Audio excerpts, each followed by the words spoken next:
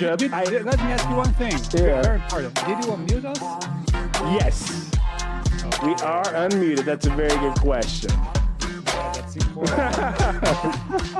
Actually, you should ask the chat, right? I know chat kept us legit last time. Yeah. Are our mouths moving and nobody is here, or can you guys hear us? I hope everybody can hear us. Yeah, but I was just checking the boy. stream myself, so I could hear myself. So I think we're good. I could hear you as well. Nice, But that's man, good. bro, like usual. You know what's happening lately? I kept waiting for the Thursday to come, right? Because this is such an enjoyable time that I have here, and the latest weeks where we have so many conversations, were so good. We're so I don't know, inspirational to some extent. I learned a lot. And today I thought, man, I think I want to do some retrospective. Nice. I know we just had like 8 episodes, and this is our 9th episode. But I was actually trying to watch the first news, the first ones. Okay. I couldn't. I couldn't watch. I don't know. Not yet. But when I see where we started and where we are today, like in such a short period of time, I just think, man, where can we get it from here, right? Yeah. Because wow, and even some friends, like some of my friends, they were saying, oh, I can see the improvement, right? Yes. Even Diana, I was in a meeting with her saw today. That.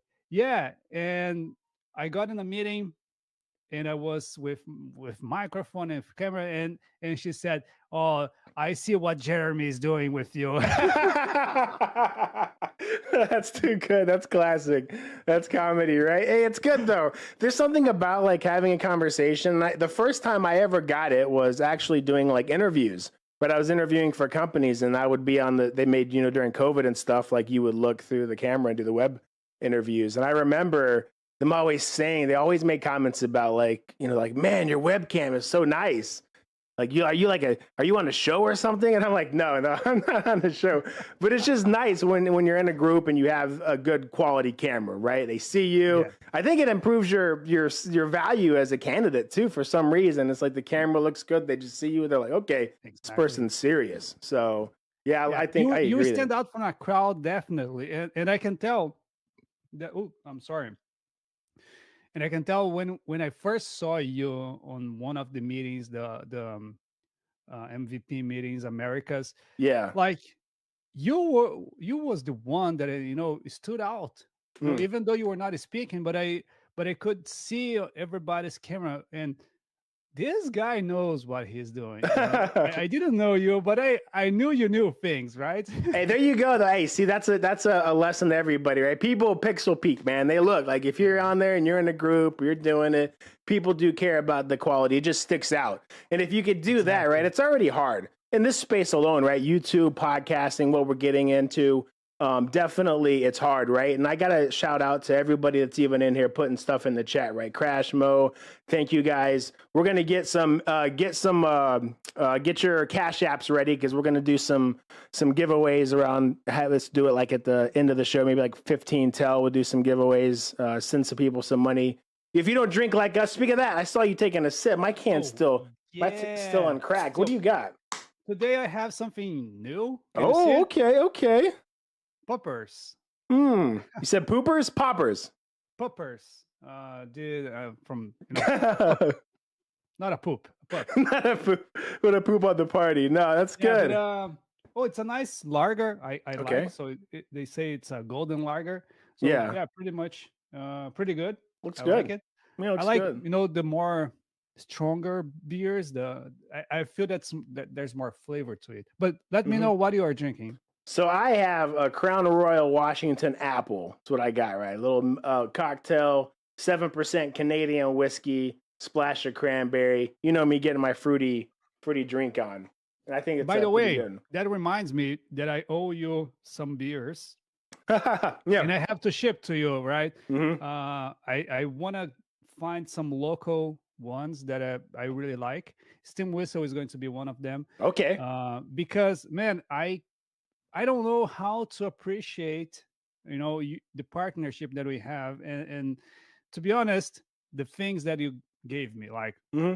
to everybody that is watching us or listening on Spotify, this very microphone that I have here was a gift from my friend Jeremy, and I was, talking back to, quality. I was always struggling. First was with the camera, and Yeah. you also gave me the camera, by the way. It was a back And I, camera. I wasn't using it. yeah, So I was struggling with my webcam, and I just thought, my God, this is so bad. I don't like this. And then you hold me the camera, and then the other day, oh, but my voice is weird. I don't like the sound that And then you gave me the microphone. So, man, really, thank you. I really appreciate of this. course, brother. It matters a lot, and Thank it you. shows how we are, investing, not Yeah, just absolutely. financially, right, but Hmm. time wise, Oh, spending time thinking, like creativity, all the you know off the screen hmm. things that we do. No, absolutely. And that's part of the rub too, right? Is like that's why, my appreciation and thanks to you. I've been wanting to do this. I've even had conversations with people in the past about starting a podcast, right? No lie, if I wasn't doing this with you, I'd just probably be talking to the wall, for an hour, once a week, because I just enjoy talking about this, and that's kind of how I think, right? I kind of brainstorm, I research, and I just have conversations about what stuff's going on. So I've seen your effort and your support, and to see like you investing in it like I do, and we don't exactly, it's not like we've clearly defined what our end goal is, but we just enjoy doing this, and we know we're going to give it a serious run, right? And so I thank you for committing to this crazy journey with me. We've got 9 on the books, right? 9. So I'm going to give you a quick insight. We're going to Yeah. skip episode 10. All right, it's going to be a lost episode. I got a plan. We'll talk about it offline.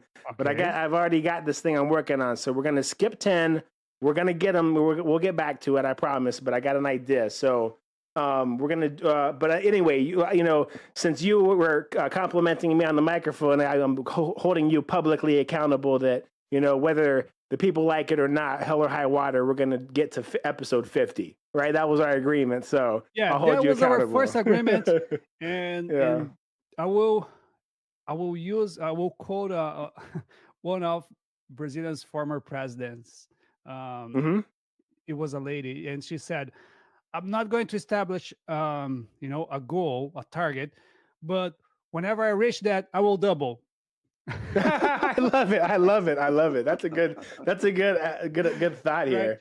Well, at least here we Oh, establish a full goal, 52. I like that. which is Yeah. 50 episodes, right? Yeah. But yeah, definitely, I feel that we are going to double, triple, and quadruple this target. Absolutely. I've got some crazy plans, man. And if we can pull off half of what I think we can, I think we're in a good mood. And I see Mo, he said 50. We got to make it 52, right? We'll do 50 plus 2 lost episodes, 10 being one of them. I got a kind of an idea plus a guest, right? And so, oh, speaking of that, man, I had a crazy, before we kind of perfect segue into the what we do. I'm so excited talking about AI. I had a Yeah. conversation with somebody who reached out to me on LinkedIn, and we had a conversation. And it's a gentleman I highly respect, right? And he's been doing some podcasts and a show, and it's called "What's the Buzz?"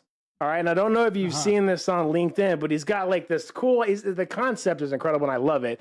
I've thought of some similar ideas, but he's got this red buzzer, and there's different questions, and it's sort of like a scrolling thing, and it's all sort of tied into intelligent automation, AI. It's tied into business and educating leaders, but it also throws in like humanistic questions. When I watch it, he always nails these questions where he'll ask them like, "Hey, if AI were a spirit animal, what would it be?" Or something crazy like that. And don't ask me that. I'd never know.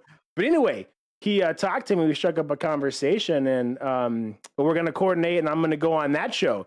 And then I'm going to try to parlay and have him come over on our show because he's a Nice. brilliant mind, a very, very, very smart guy. His name's Andreas. So he's somebody I've always kind of been following. Very incredible person. So looking forward to that. That's Um, nice. but, That's nice. but Well, yeah. speaking of which, right? Hmm. So we started this just as we two, having Hmm. this meaningless conversation. Not meaningless. I mean, Randomness, I basically. Yeah. used the totally wrong word. Yeah. So how can I say this? We felt, The we were just structure. chatting, Yeah, right? yeah, We were yeah. just chatting, we two, and we very soon we thought, okay, we need some structure, and we started doing that. So it was nice, and then we got a couple of friends, right? Hmm. Over, Vinny was the Yep. first one, and then Russell last week.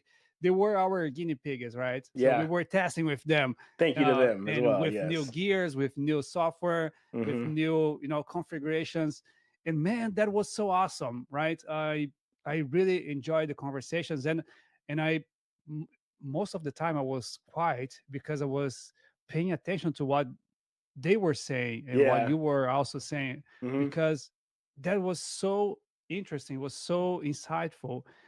And man, we have to do more. Like you just said, you have this other guy, you are planning. I also have some folks that I'm talking on the side, to bring them to the show. They already agreed. It's just a matter of finding a calendar. Yep. But yeah, let's do more, and Hmm. let's bring more smart people to the show.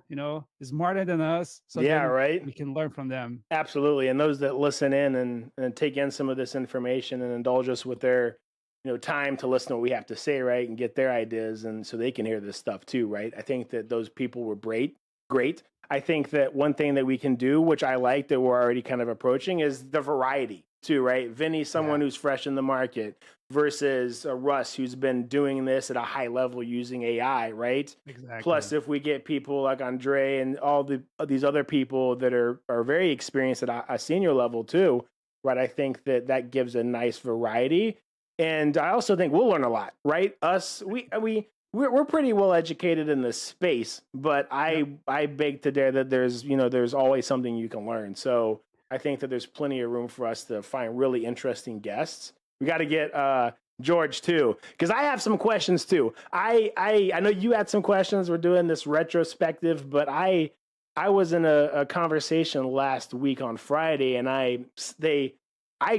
all I did was regurgitate some information that you and I have been privy to in some of the conversations we've had, Hmm. and they called me on it. They're like, "Hey, we're not going to shoot you. You're the messenger, and would love to get your own opinion on it, but these are conflicting points."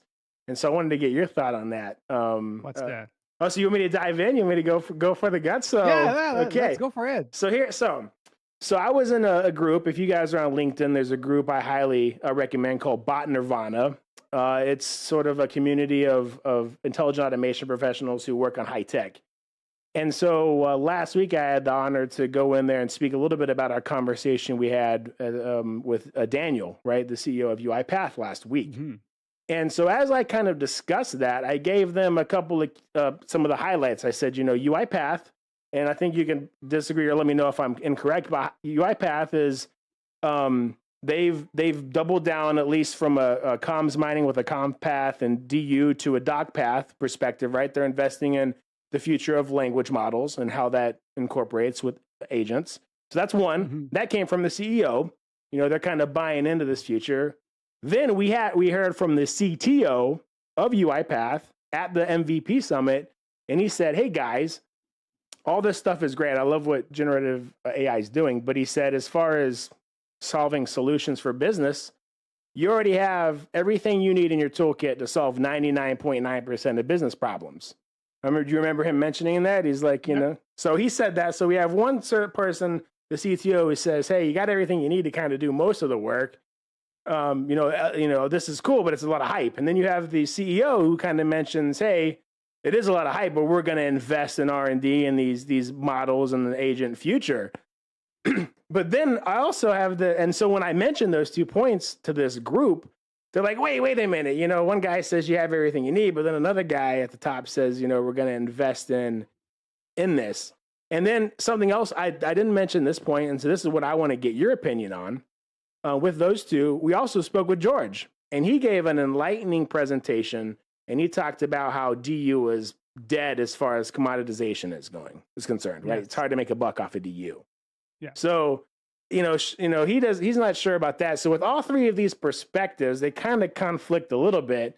Does that bother you at all, or do you find that interesting of a fact, or what do you think about that? Let me think for a bit.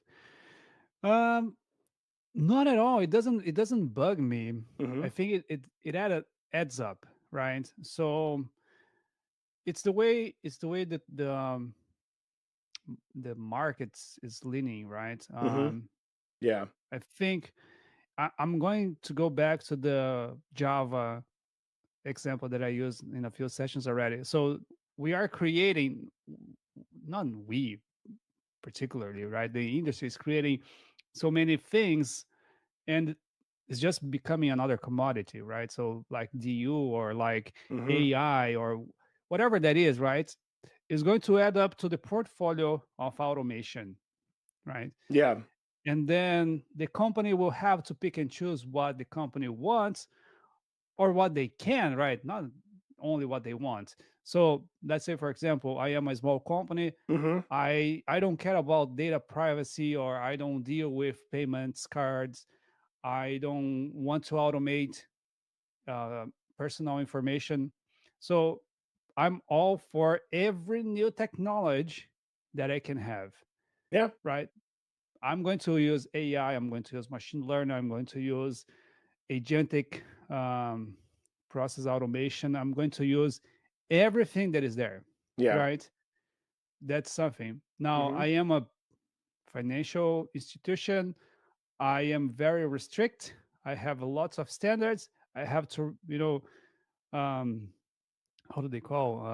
I have to report to different Mm-hmm. organizations, Yeah. regulatory Yes. obligations. So, yes, I want to automate because I want to save money, but I want to restrict. Like, I'm not going to use AI because it's too invasive. Mm-hmm. I don't know, just, tossing some thoughts. No, absolutely. I think all I'm not that going makes to use, sense. yeah, I'm not going to use machine learning or process mining or task mining because it may capture sensitive data and it may go wrong, right? Goes wrong. So I think it depends very a lot on the scenario, but yeah.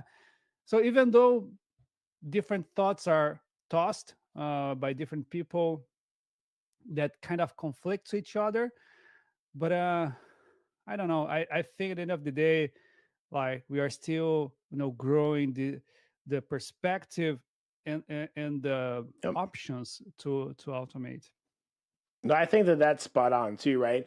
And that was sort of my takeaway too when I kind of digested their question about the conflicting views as I presented the information. Yeah, Because I wanted to see that what their thoughts are, right? Tied into is automation dead? So that's the way that I presented it. I said, hey, you know, if you have a CTO whose role is completely different than the CEO, depending on what part of the growth pattern you are for your organization, like those roles have totally different objectives, right? And exactly. and I think that when it comes to the CEO and the caliber that Daniel is and like his background, like the dude started this organization in a garage with a handful of people. If you don't know the story, it's incredible. I mean, they were running for a couple of years and basically had no money and ran out of any type of money. And they got an email from some guy from a Yahoo, like Rajesh at yahoo.com. And they thought it was asking about their product. And he thought it was sort of a fluke, but it reached out and turned out this guy was connected to a very large organization and they got their shot, right? And now they're a billion-dollar company. So I think that when you come from that pedigree and you're, from an engineering mindset, that if you don't keep your, eye on where the industry is going and the height, it'll leave you. It'll leave you. And so I think that it's good for him to have that perspective to double down on language models. And the CTO coming from Microsoft and decades of experience over there, his head locked into the core technology, the security, saying, hey, this is our core competency. Now I think that's fine, right? There's no issue with me for there being some difference in thought there. Yeah. Oh, but I don't I don't believe that they are so concerned with security. I mean, Yeah, of I just course, threw that out there, but yeah. I was giving an example. Yeah. You got me. Damn it. Because No. yeah, they want to create the coolest and most appealing technologies and features, Oh, right? bro. Whoever's going to use that has to worry Yeah. about security. Yeah, exactly. I was just about to say. I was just about to say that. Two thoughts to that, right? First of all, I don't think we have a big enough following to get in trouble for sharing this, but remember that feature that we saw where, you like the easy Yeah, button? Exactly, yeah, right? They don't your point is valid. They don't care about security. They're trying to build the future. And I think that stuff like that is incredible, and that will be something that is mind-blowing, exactly. right? When people Yeah, see that kind of technology. So, yeah, I think that you're right. Second, the doing my research about where this technology is going and all of these agent frameworks, if you will. What the funniest thing about it is like the people that are everybody knows the technology is good and it's very interesting and it's going to go a lot of places, but the people that are most concerned are actually cybersecurity because they don't yeah, how do you sort of guard this stuff, right? exactly. The whole Especially if you're on the cloud. yeah, yeah, Security is a major concern. I agree totally with you. yeah. And I worked, and actually one of the my friends that I'm talking to, it's a security expert Uh huh. and has worked with RPA projects, and it's going to be a very awesome conversation if she agrees to come to the show. Yep. Um, but see, I worked a lot with her, and man, the security aspect is so, how can I say, um overrated. People don't care, right? Yeah. If I and like it's not a it's not nobody's fault, right? If I am a developer, right, Hmm. I'm not in a position to care about security, right? Because Yeah. I want to develop the best code, the coolest, and the with the best performance that is going to do better, you know, 10 out of 10. So Yep. that's my worry, right? And Hmm. I see my perspective is until I see a stop sign, I'm not gonna stop, Yeah. right? Yeah. So I just keep going, keep going, keep going, keep going until someone says stop, and then I stop, right? Hmm. This is off limits, but someone has to say this is off limits for a developer, right? Yeah. Yeah. I think that that's not gonna, you know, I completely agree with you for that aspect. So, my most probably the inappropriate thought, but I guess the main concept is if the CTO and sort of his objectives and the CEO's objectives are different, right? What they're focused on is different. I think there's nothing wrong with that, right? And I think that Yeah, that's absolutely. solid. And I think here's the thing too. You actually touched on this point intuitively, and I brought this up during the conversation I had with the group, and that was when it comes to picking an automation solution, right? Occam's razor. Nice, nice, nice.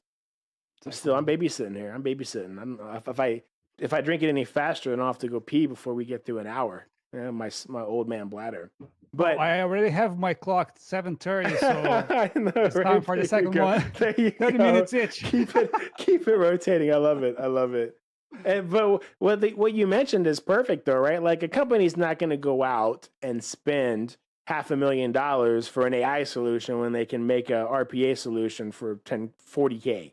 It's not, they're not going to do that. And so what I'm seeing from what was posted, the most recent, I don't know if it's Gartner or Forrester, one of the two groups, posted all of the breakdowns of AI projects, and the cheapest ones are basically coding assistants, right? Like commercial use for general AI apps.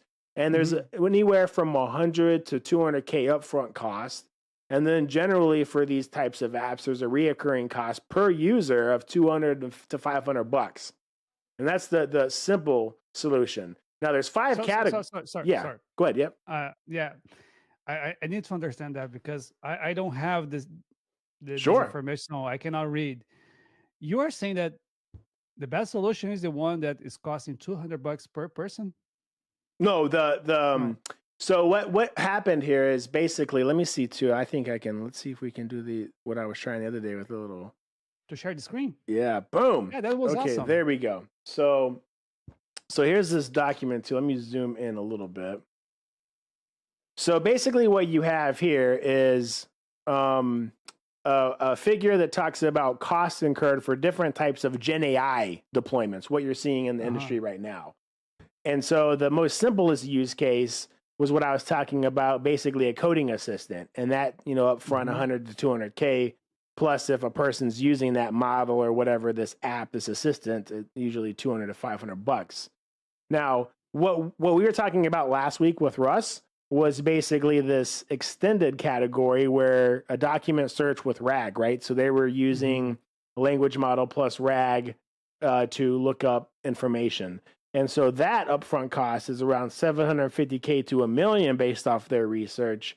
And then there's a recurring cost per user per year of around 1,000 to 11,000, depending on the use case, right? And that's the middle layer. And now you're talking, if I want to build some sort of ultra customizable medical insurance or financial services LLM, some of those are costing anywhere from 8 to 20 million plus 11 to 21 reoccurring cost. So that's interesting. And I think, well, even 20 million, right? If you put 20 million to build a, like, I don't know what exactly is included in this cost, but 20 million to get it started, and then a monthly cost or either yearly cost. Depending on the size of your organization, that's not too much, right? Yeah. So, I mean, that's valid. Yeah, and you can get that back in a year. Yeah. Right. So with the savings that you're going to have. Well, that's one thing though. Like, so apparently these use cases, right?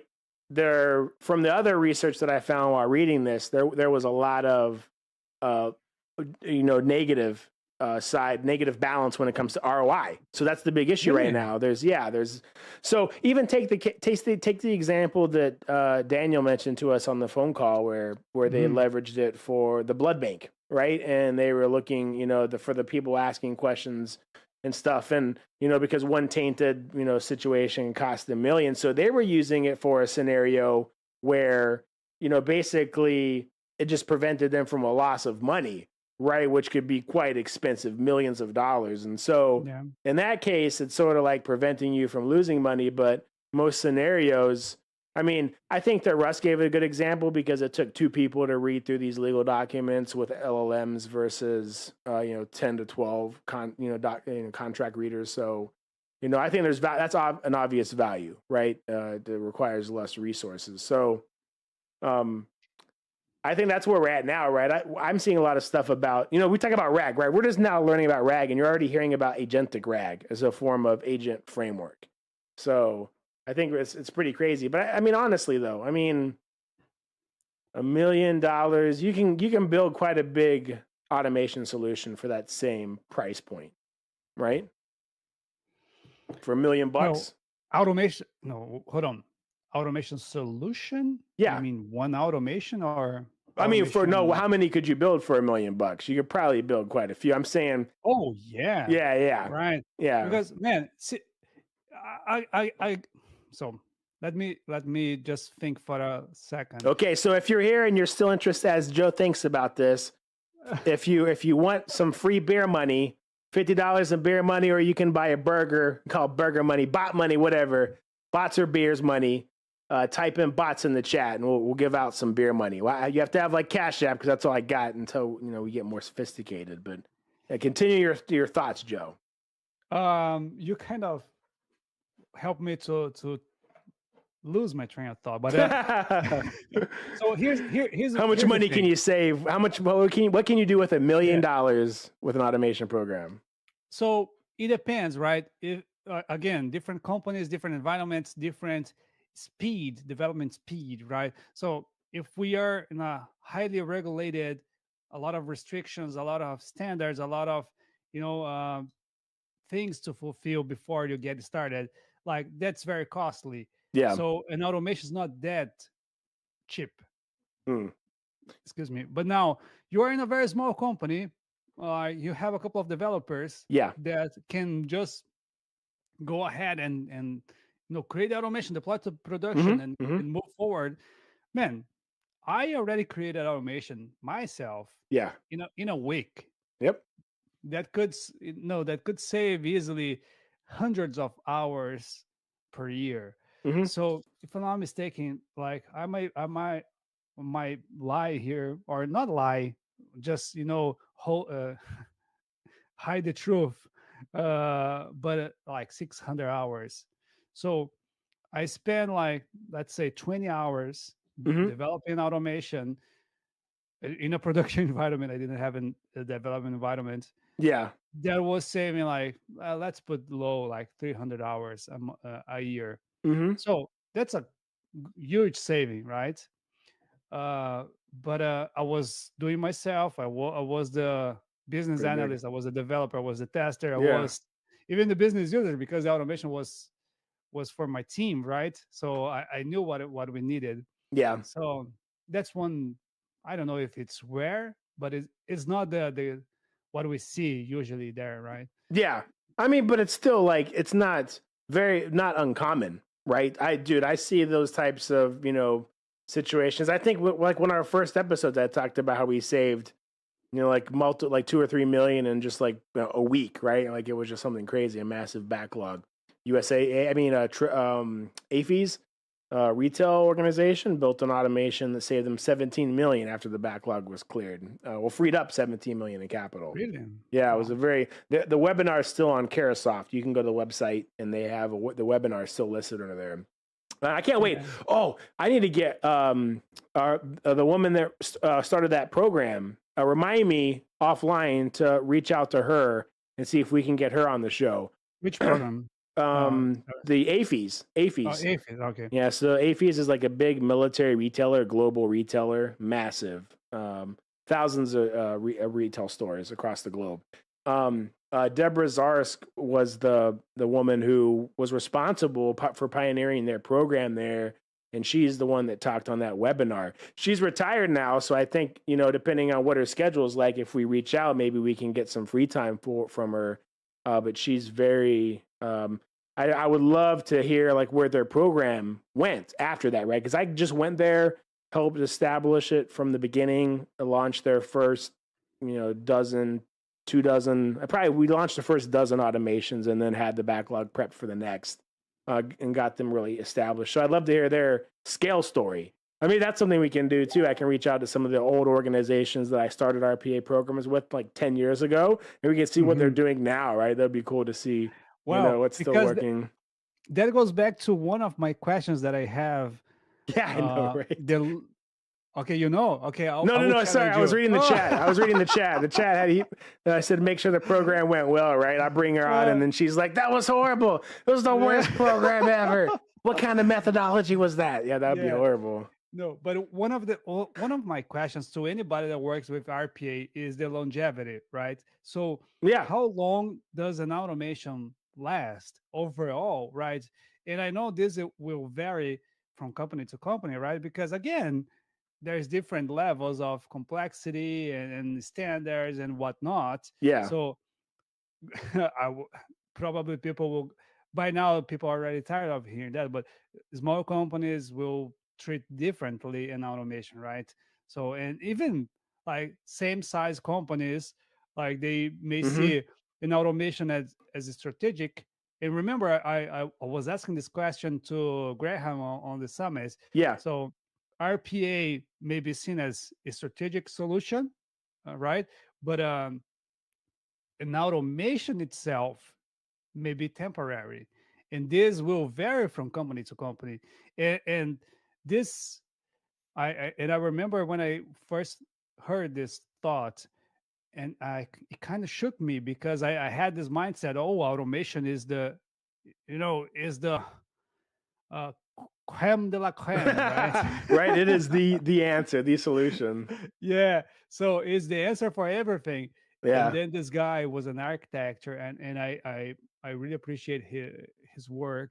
He Mm-hmm. said, no, the automation program is a strategic, right? Because at the end of the day, it's going to save money to the company. but the automation, the single automation itself is temporary, right? Yep. Because we are doing this for a certain period of time to save money and allow a permanent solution that's going to fix that once for all. Yeah, I think. Well, that's the thing, though, right? I don't, and that's why it would be great to have those conversations with some of these people, right? Because I'd love to see. There's no doubt, and so here's I'm going through this situation as we speak, right? This is not something I'll get in trouble with sharing. My organization is going through an S4 HANA migration, right? And Mhm. so it's it's to be assumed that obviously if you've built something that's on prem and a certain ERP system and you move to a cloud version of that ERP system, like some of your bots are not gonna be there.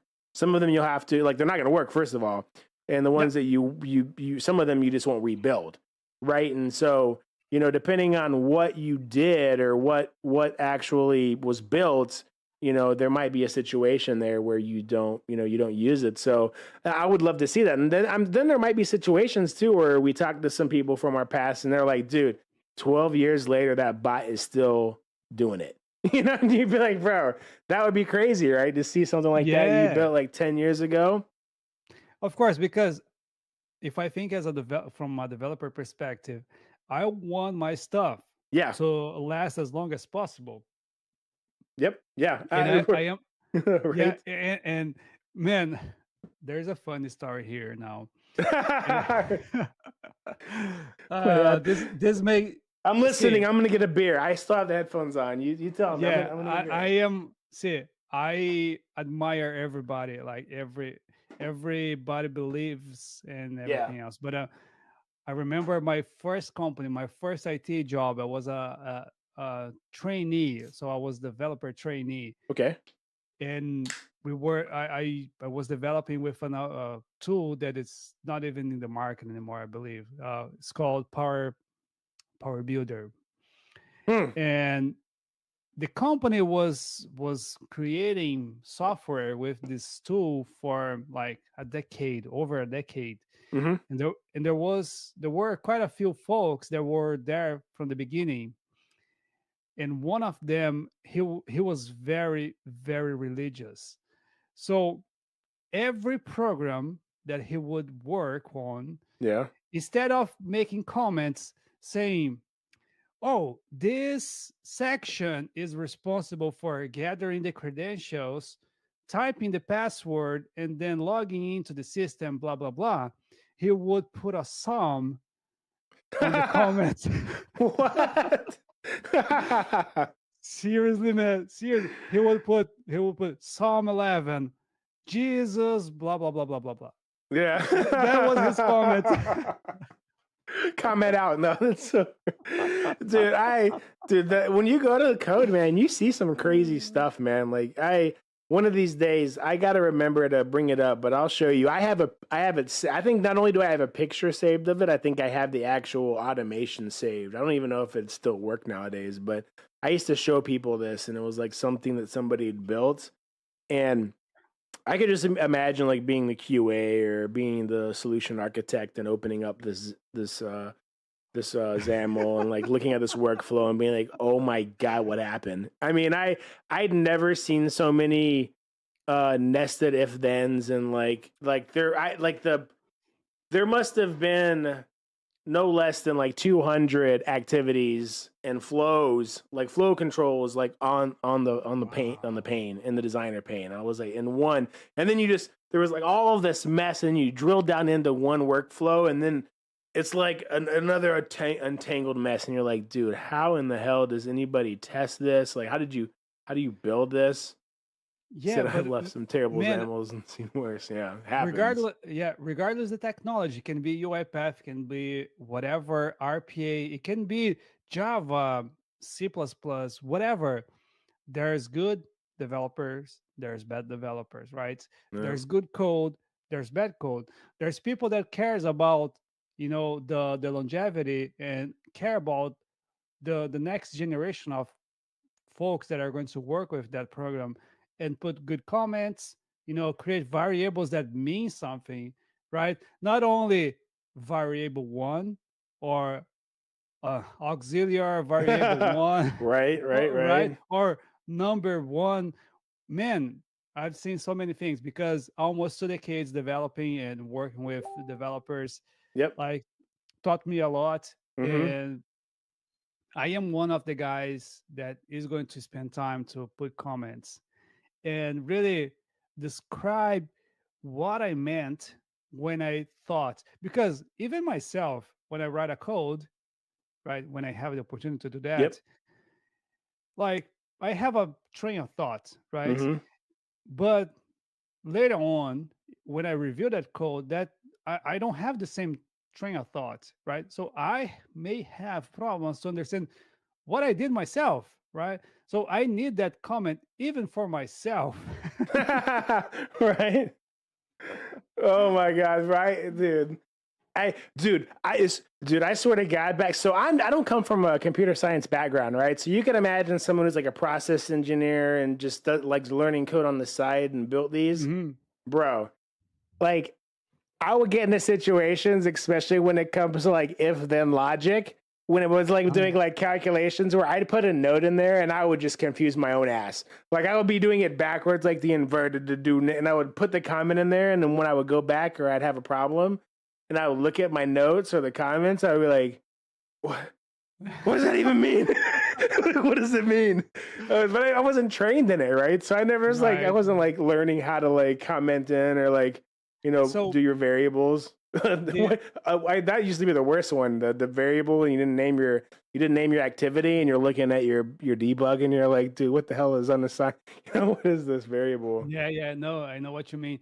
So you didn't learn to code in old language like C++ or Java or Nothing. The closest I got was some Visual Basic, and I got a shout out to Christopher Carmona. Right, I wouldn't have probably even been here if he didn't take the time. He was a brilliant developer, and he was basically a guy who was building RPAs without the software. Before RPAs were that, he was building, complicated applications that tied into Access, and he used Visual Basic, and he would build like web applications and kind of connect it to where it was a robot. Essentially, it was just an Mhm. RPA robot, without any software, just Visual Basic code stringing together Microsoft and SharePoint, and and so I Awesome. think that, excuse me, the only reason I kind of got into it, and that's why I found my way into RPA, was we were building these things, and I was a process engineer, and I was also like helping do the PDDs, and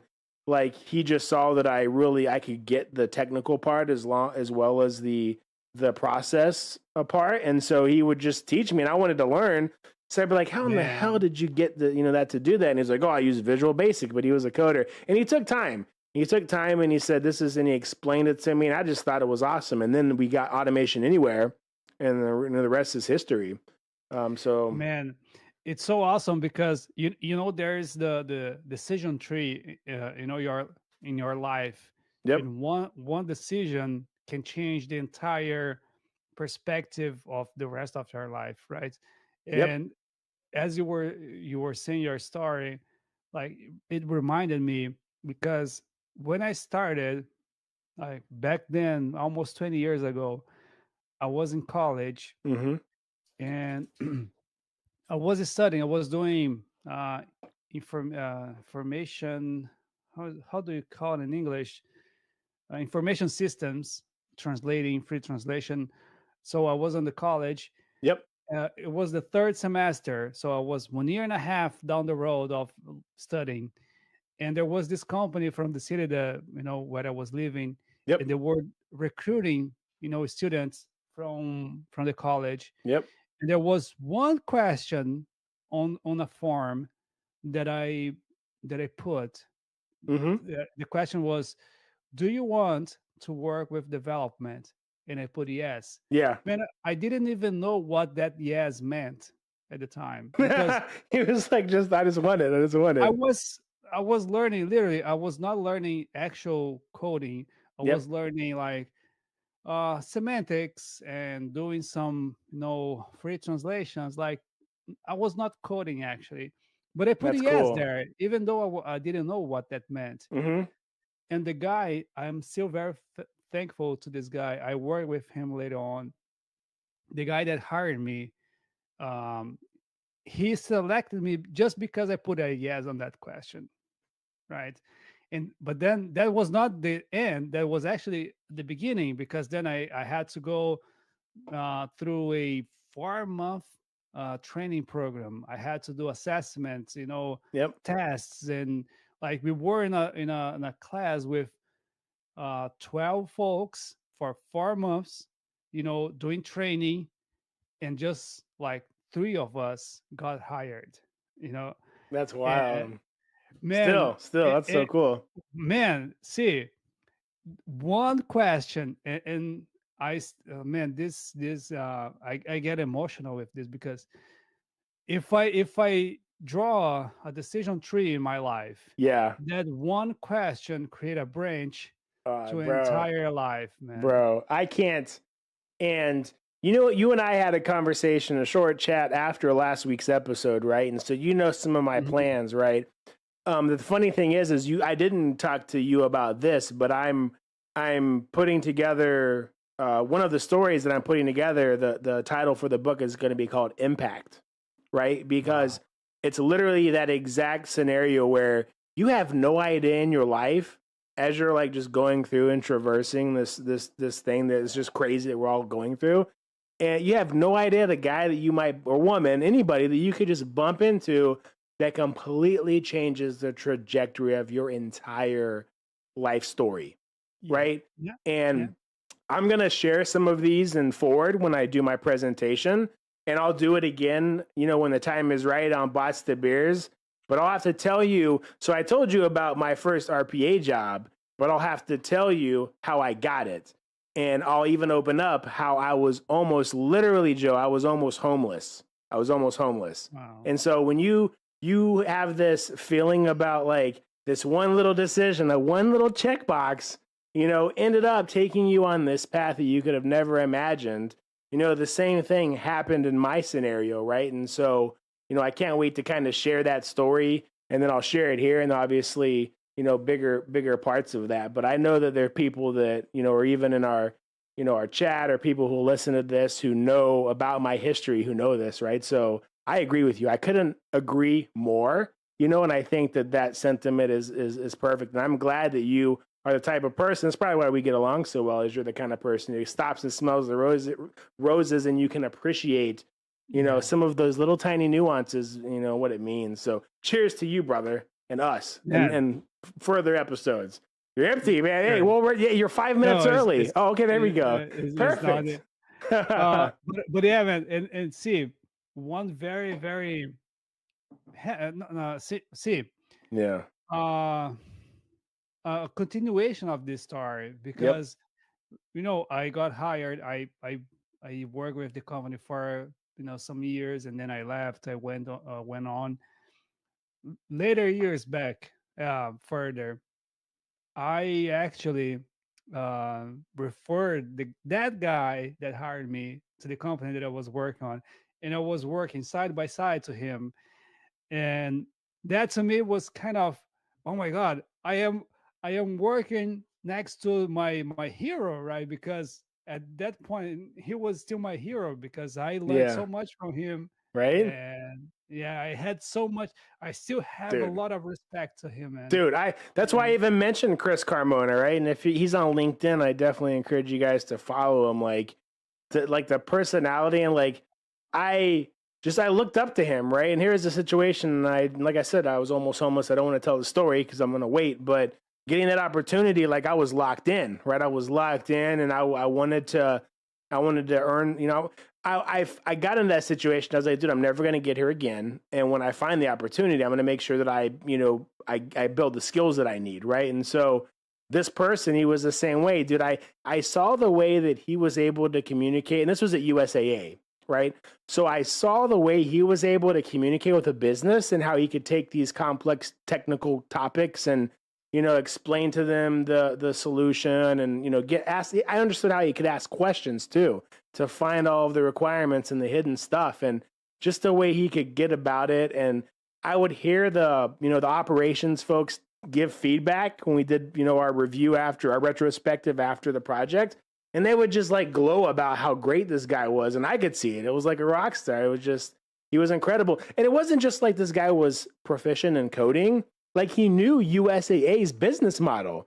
Like I remember when I first got there, he took me to a conference room and he had a whiteboard.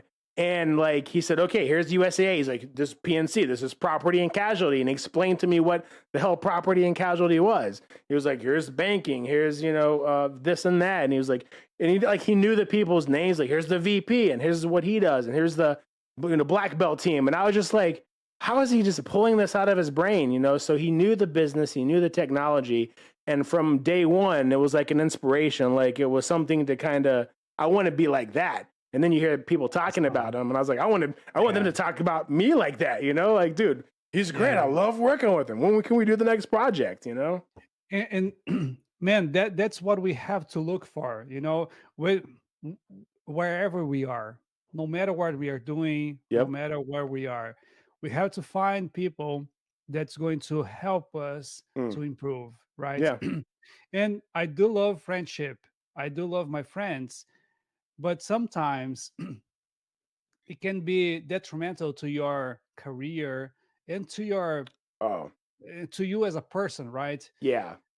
I got an opinion about this too, right? And so and I have a strong opinion about this. Go ahead. And so I think that you got to kind of recognize that, right? And you're never your friends, and we talked about how, the impact that one person can have or one decision can have. So you never.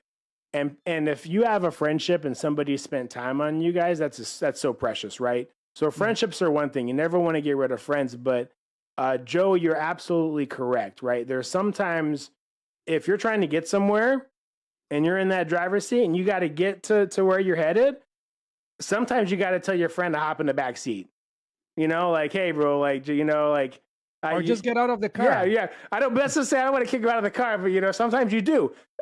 Sometimes you do. Like that's the ultimate situation.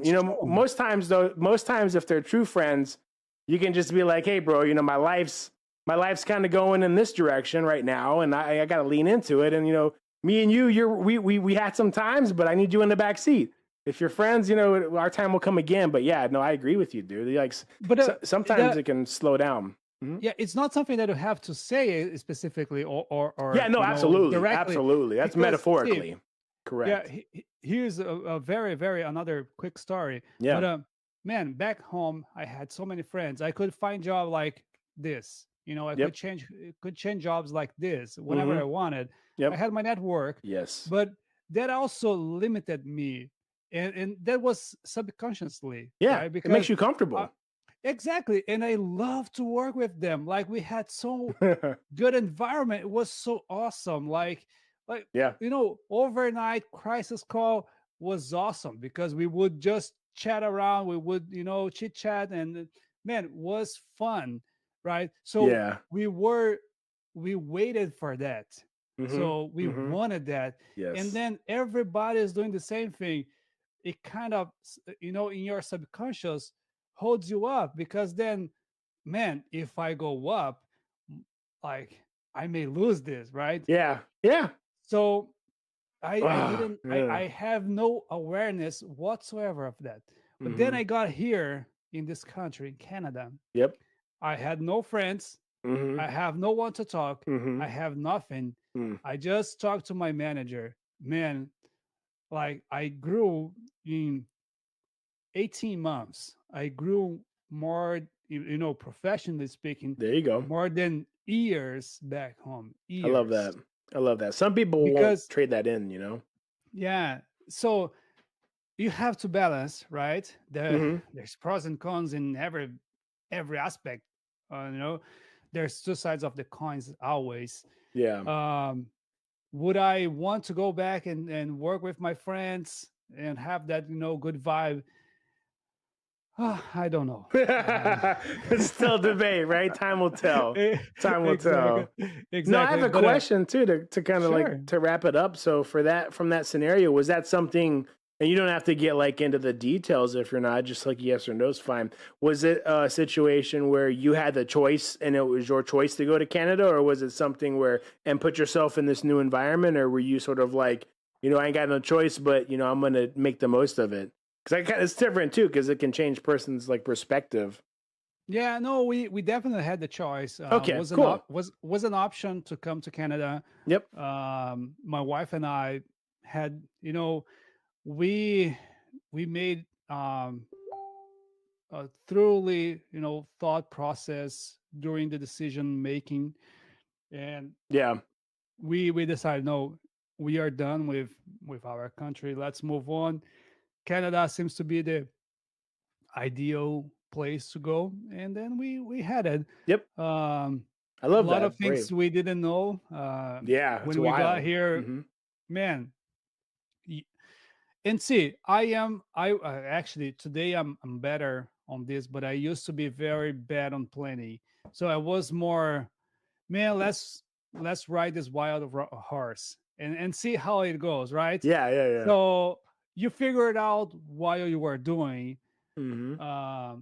That's was how I was. I don't know, I'm just rumbling my words. No, you're good. You're good. I love it.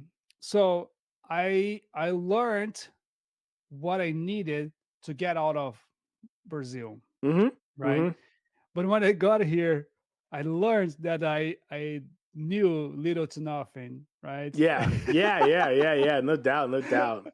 And if I knew what I know today, I don't know if I would have come. Yeah, no, and but you never know though, right? Like it's like I remember when I was in the military, right before my first deployment, I happened to deploy with one of the people in the chat, and I Really? remember I remember like going on or before the deployment, thinking, I remember talking to somebody like an NCO who had already been on one deployment, and he was telling me like what it was like.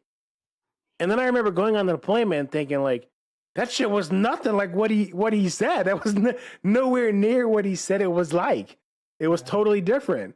And then I remember when I went on my second deployment thinking like, well, hey, shit, I've been here before. I know what this is going to be like. And it was totally different. And then all of a sudden, I find myself, in a different country with somebody, and my whole unit has no idea that I'm in Qatar and not in Iraq. So that's a whole other story, and I'll save that for another time, or maybe even the book. But I get it, and yeah, I'm in that boat, right? Because as a military spouse, I move every 2 to 3 years, right? So the good thing is I'm not moving out of the country, right? It's around the U.S., but it's the same. And I don't know, maybe this is bad, maybe this is good. But being in the military, it taught me a very bad habit where I don't get too connected, right? Because I'm like, Really? hey, I know this person, but in 3 years we're gonna go our separate ways, right? Like, or 2 to 3 years, he's gonna deploy or she's gonna deploy, and they're gonna go here, there, and I'm gonna go to a different duty station, and it'll be a random group of people, and I gotta learn all this shit again, and I gotta learn the people, I gotta learn the environment and the leadership, and so. At first, like, you deploy and you get some really good bonds and stuff, but eventually, it's sort of like I don't know if it's a coping mechanism or defense, but it gets to where you're like, you don't ever get too invested because you're like, I'm going to PCS. And I PCSed at least 10 times over 10 times just in my decade in. And so now I'm still doing it. And so unfortunately, I don't know if it's a bad cycle, but, most places I can't, like 3 or 4 PCSs, I'm in the same boat where I don't get that, maybe that vibe because I don't, I'm like, hey, I'm going to be here for 2 years and I'm gone anyway. Right. So it's sort of a unique perspective. But in this, and I don't know, maybe it's wrong. Maybe it's something that I should invest more in those relationships. Time will tell. But that's one of those things I think about, though, right? Because there is a cost to moving. Yeah. I enjoy Yeah. the excitement of going to a new place, though, right? This is not something that's negative. I enjoy going to a new environment and kind of being like triggered to, learn new things, learn a new place, learn a new route, right? Whatever it is. But it is different, right? It does come at a cost, I think. Yeah. No, I hear you. But one thing I changed after I got here, Mm-hmm. I got more secluded. on my own house, on home, You like right? your own bubble. Yeah. So I have my wife, I have my daughter. I love to be with them. And it's hard for me to make new friends because Yeah. I don't go out as often. I don't go Yeah. to the office as often. And Hmm. I just actually like to be that way. Yeah, I don't know, dude, and that's something to be said too, right? It's so weird. I don't know who out there or who will listen to this who's kind of in this category, but I feel like I'm in this unique perspective, and you seem very similar in a way where we are both of the nature that we're effective communicators. People meet us and there's something about they're drawn to us, right? They want to Yeah, hang out, they want to talk, and even we are good. We are good at going and having a conversation with people we've never met. exactly. But Exactly. but it's so weird. Like it's so weird when you have that skill set, but your default is I'd rather kind of be at home. I don't want to be going out. I don't want to, deal with the stuff. And again, I don't know if that's good. I don't know if maybe COVID's changed people's perspective on this, but what are your thoughts? 100%. You think so? 100%. Society's 100% kind of COVID has like, changed because, see, I was very, very, always I was very extrovert, right? yeah, I love to talk to my friends. I love to hang out and, just, chit chat. And yep. that was it. But after COVID, I don't like that anymore. And see, my wife used to be very on her own, Yep. and she didn't like to talk people too much, and it got worse with COVID. But I've never thought that I would be going that route, Mm-hmm. of not not wanting to talk to people. Yeah. And it's interesting because just last Sunday I was at home. My daughter was playing on the street, so Yeah. we got in a neighborhood. She found some friends, Mm-hmm. and it was dark. She was on their backyard playing, and I thought, oh, I have to go there pick her up.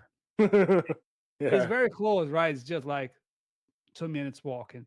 I got there, and there was a crowd of people. Like Yeah. they were fishing. They got a Oh like yeah. a huge fish, and they were Oh just wow.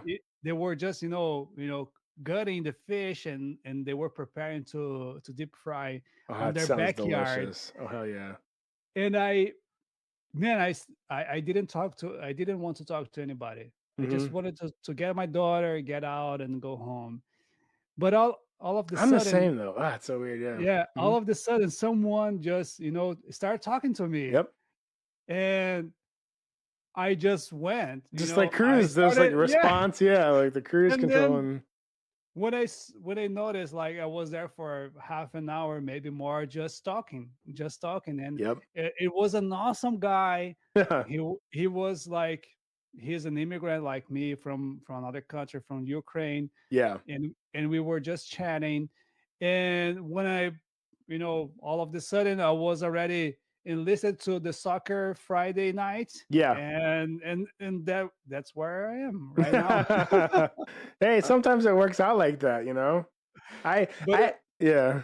no, but my initial thought was, man, I don't want to talk. I just want to get in, get Yep. out, and go home. No, it's so funny too. I think this is a lesson that my wife has taught me through years of I hope she's not listening, for through years of her being right and me always being wrong. And it's like she knows that, I'm always kind of grumpy, about going to stuff like that too, right? But Mm, as soon as I go there and we start the conversations and I'm like, and then I'm like, that was fun. So, I'm usually the same way, but I agree, right? As soon as you kind of get there, you get opened up. And, you told me a story. And so we're about we were a few minutes late, so we're okay to go over, but it's fine. I It's fine. gotta tell this last story, right? I think you're gonna find this hilarious. So, when I was deployed in Iraq, right? And we had we had a couple of what they call like shelters, like communication shelters. So you Mhm. imagine like an Army Humvee, and then all of a sudden there's this big box, looks like a camper on top of it. It's like a little mini camper, and there's comms equipment in there. But anyway, we've got like 2 or 3 of these trucks and a big old camo net. We're underneath this camo, and we had a bunch of these things called chem lights. You can imagine like the glow sticks, little glow sticks. And you got a bunch of soldiers, a junior enlisted. There's no sergeant among us. We're just a bunch of, kids in the war zone.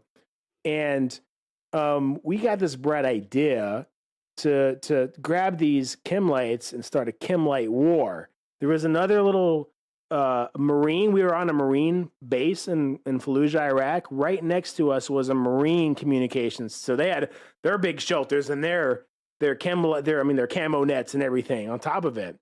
And so what we decided to do, I don't know what, I think maybe we're getting close to going home. And dude, I don't know you're in a war zone, so I don't even know why we would do this. This is a horrible, if you know a term, light discipline, like you know how bad this is. So we're over here, right? And we're in this tent and we decide like these guys are over there. At this point, we've been there for 12 months. We kind of know them. And we decide, hey, we're going to mess with them. So we take these chem lights and we start like chopping the tops off of them.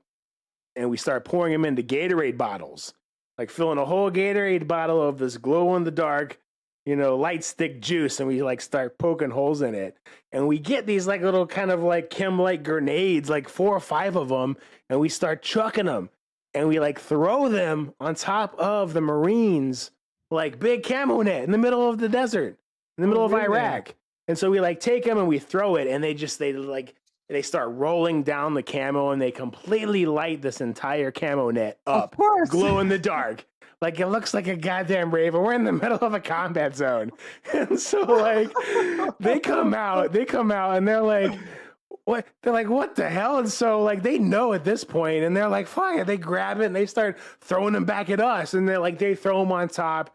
And like 30 minutes later, like all of our camos are drenched in the chem juice. They're just glowing like some sort of crazy ass party. Everybody can see where you are. And we didn't think about that. Yeah, but from miles away, they probably this big glowing camo nets.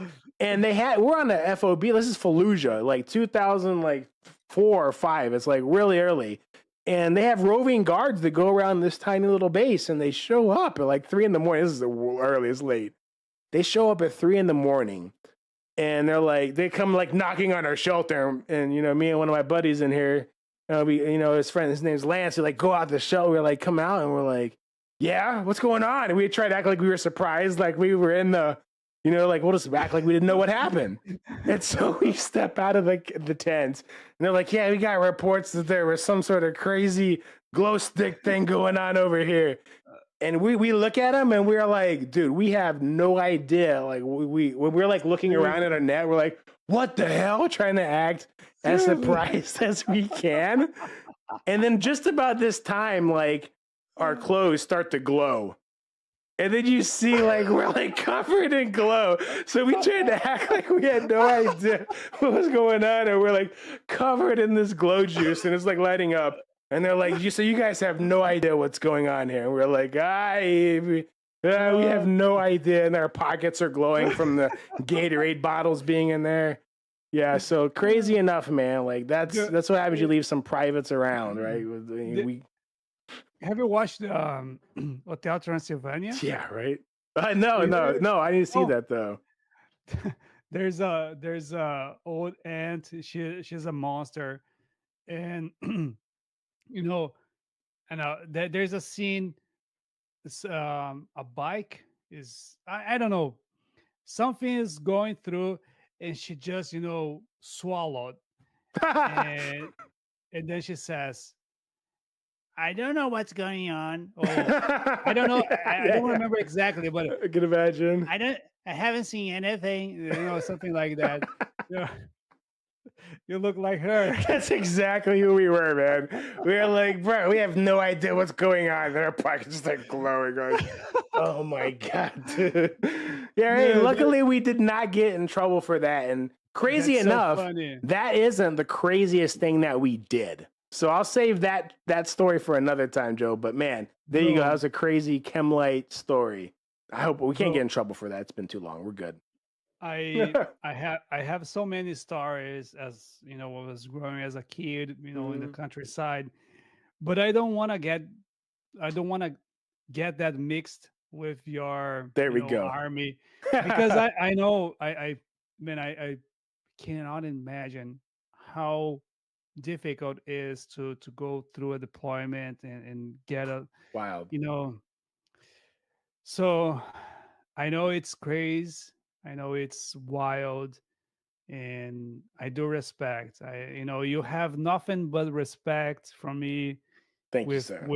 this moments. I cannot say that I imagine. I cannot say that I know.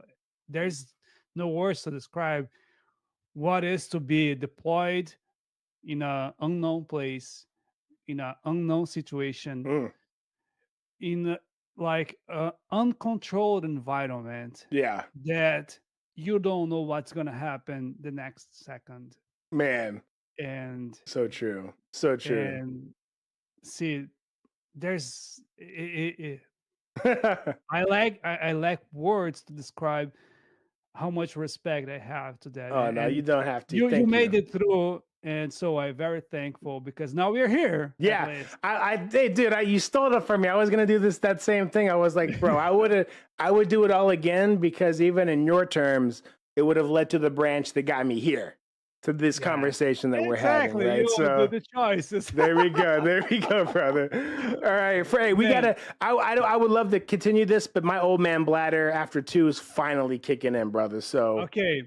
Well, so closing thoughts, friend. What do you got? okay, so first thing first, we Yep. may have we may made that make that the rule. We do this until we have to go pee. There we go. It'll be a good joke, especially for Yeah, us old timers. I love it. yeah. But man, closing thoughts. I love this again and again. I already missing our conversation, Yep. and Same. longing for the next Thursday. And man, let's get this going. Love it. I'm not gonna ask what you are planning for the next for our next Episode 10, right? It's the last episode. one. It's going to be the last one. So yeah, I'm going to hold that thought. I'm gonna wait anxiously, Yes. but I'm gonna wait. But yeah, let's get the next guest, and Yes. let's keep going, man. Love it, dude. Love this conversation. Love this interaction to the moon and then beyond, brother. I think that's where we're headed. We just focus on the little things. Thank you so much for everyone that came out and hung out in the chat. We're here to share this message and here for you guys. Let's make this a community. Thank you so much, Joe. Ladies and gentlemen, Boots to Bots, episode number 9 in the books. Bots and beers, man. Yeah, bots and beers. Thank you. From the boots and the bots. Thank you, friend. Love you guys. Have a good one. Joe, Man, have a good evening, sir. I love you, brother. Woo! Got a theme music going.